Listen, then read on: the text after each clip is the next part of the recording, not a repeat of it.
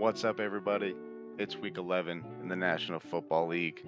Last week's video went 2-2 on player props, but if you follow me on Action Network, 5-2 Sunday and Monday, 6-2 overall in week 10. We're going to keep that rolling, and I've got two player props headed into week 11 that I love early on. We're still waiting on odds and lines to come in on other guys that I have my eye on, but these are two that you can get right now on DraftKings Sportsbook. Let's not waste any time. New York Giants taking on the Washington Commanders in Washington, and I'm looking to attack that Giants 21st ranked pass defense because they're taking on the Commanders, throwing the ball a ton. You know me, I love my wide receiver ones. I've got my eye on this bet right here. Terry McLaurin.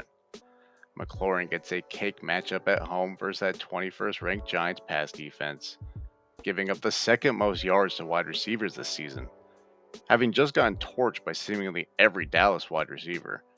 Even Brandon Cooks dropped 9 for 173 and a touchdown last week versus this squad. That's me being a week early on a guy. Let's not talk about that. Let's talk Terry. Terry McLaurin is averaging 7.9 targets per game this season, 9.6 targets per game in the last 5 games, seeing no less than 8 targets a game since week 6. The Commanders have been throwing a ton this season. Like I said, they're ranked first in pass attempts per game. And receivers, they've been finding plenty of success versus New York this year. As you can see, some notable recent stats of stud wide receivers versus the New York Giants. The only top end wide receiver that they've really stopped lately is Davante Adams, who we all know is currently in quarterback purgatory in Las Vegas. McLaurin has Sam Howell, who's quietly leading the league in passing yards this season. He's also leading the league in sacks, no doubt about it. He's leading in sacks by a ridiculous amount, but he should have a bit more time to throw this week compared to the last time out, as the Giants are ranking 31st in sacks per game, 15 sacks this season. Of course, 6 of those sacks came against Sam Howell in their first matchup. Leonard Williams, he's gone to Seattle now. The Giants are still allowing the 4th most yards per pass attempt. And in their first matchup, despite Sam Howell getting sacked 6 times, he went for 90 yards. Had no problem going for 90 in their first matchup. And he's gone over 60 yards in 4 of the past 5 games. I'm going to be backing Terry McLaurin to keep it going and eclipse 58.5 yards this week. Give me the over on Terry McLaurin.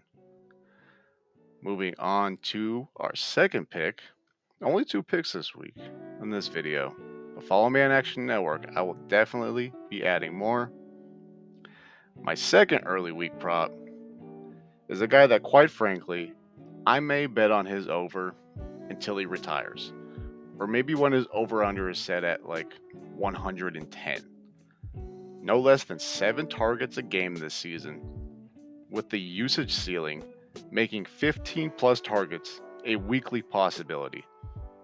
8 games this season, this man has 6 games going over 100 yards. He's averaging 13 targets a game the past 4 weeks.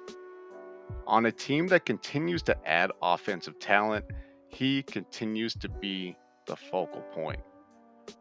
I went with him last week, and we're going with him again.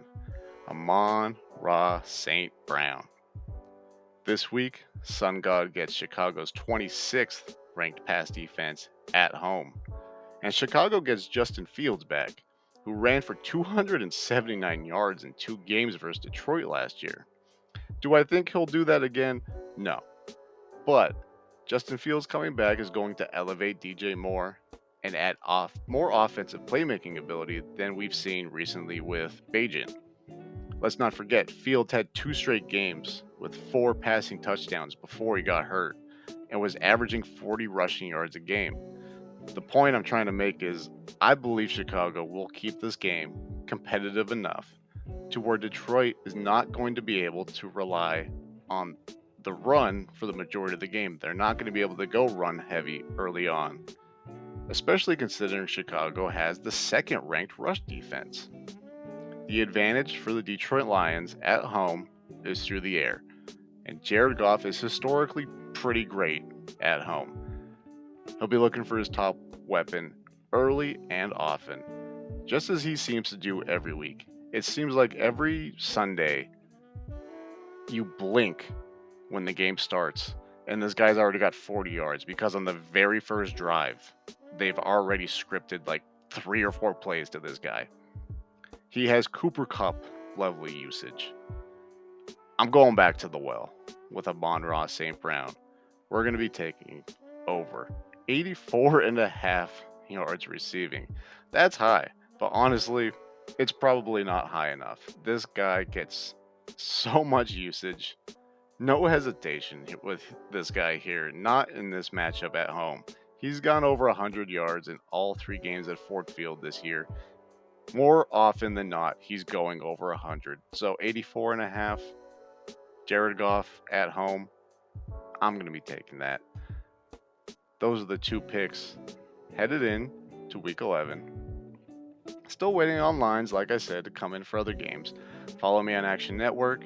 I'll absolutely be adding more guys, more props headed into the weekend. I've got my eye on a number of guys, one of them being Christian Kirk going against the Titans. And honestly, I'm very interested to see what we get for Devon Achane going up against the Raiders. That is a cake matchup. And Devon Achane is a guy that we haven't seen since Chris Johnson, Barry Sanders? I don't know. That guy blew my mind going back earlier in the season. So I'll be looking at those guys. Follow me on Action Network. We'll see what we add. Last week, U2 picks, like I said, went 2-2. DeAndre Hopkins was a casualty of the Tennessee Titans toilet paper offensive line.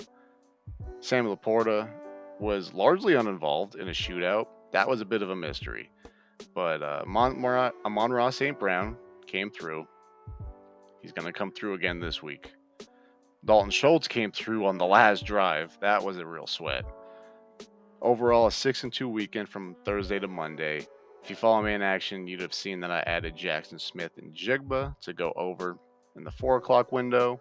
He had a great matchup versus Washington. Had Josh Jacobs on Sunday Night Football. Coach Antonio Pierce was a man of his word. He got Jacobs to over 100 yards. And James Cook, fresh out of the Sean McDermott doghouse for really no reason. That was his first fumble of the season, and I believe his second fumble since he got into the league. He was able to come out and go well over his rushing total. A great weekend overall, and we're going to keep it rolling headed into Week 11. Follow me on Action Network. Follow me on Twitter, X, Elon's World, whatever they're calling it. Thank you guys for watching. I'm SonOfSmoke. Let's have a weekend, baby.